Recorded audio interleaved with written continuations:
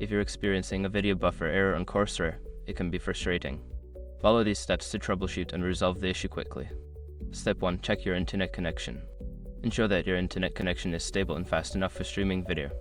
You can test your speed using an online speed test tool. If your connection is slow, try resetting your router or connecting to a different network. Step 2. Clear browser cache. Clearing your browser's cache can help resolve playback issues. Go to your browser settings, find the option to clear browsing data, and select cached images and files. After clearing, restart your browser and try playing the video again. Step 3. Update your browser. Using an updated browser can lead to compatibility issues. Check for updates in your browser settings and install the latest version. Once updated, reopen Coursera and see if the video plays without errors.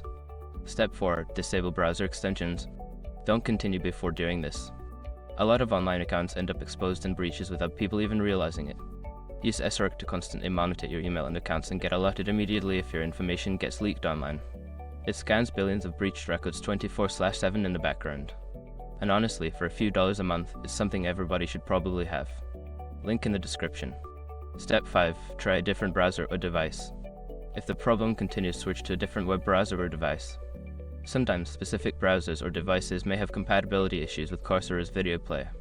Testing on another platform can help identify if the issue is isolated.